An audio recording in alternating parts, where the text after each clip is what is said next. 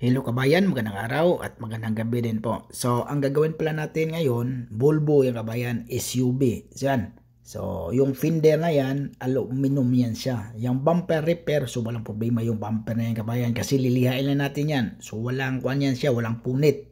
So, ganito kabayan, ang technique niyan kabayan, hindi natin tanggalin yung bumper, i-repair muna natin yung fender. Tulad ng sinasabi ko, aluminum yan siya kabayan, medyo mahirap siya. Galaw-galawin yung na yan, yung fender na yan, yung steel kasi aluminum.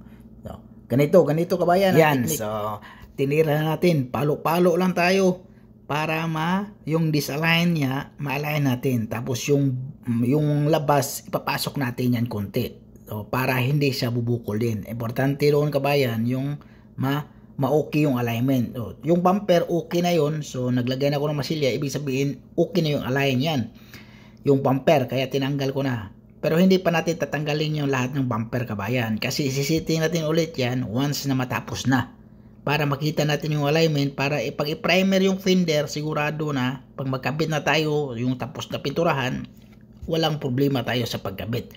Yan ang style, ang technique ko ha. Yung iba naman ang style. Basta sa akin, kailangan pag mag-repair ako ng mga kantuhan, kailangan i-check ko ulit yung bumper saka yung sa fender kung alignment niya okay para hindi na tayo mag-align pag matapos na pinturahan. Yan katulad nga ba yan, kinabit ko ulit, tiningnan natin yung pormahan, tingnan mo kabayan, diba? So okay, so hindi na tayo mag-worry pag pinturahan na siya tapos magkabit tayo, walang problema kasi na-setting na natin bago natin i-primer, bago natin ibigay sa yung preparasyon. Katulad ng kabayan, okay na yan. So perfect yung trabaho natin. So mayroon pala tayong 18 hours dito kabayan na repair yung bumper.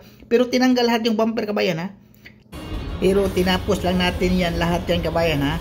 Tinapos lang natin ng 4 na oras lahat.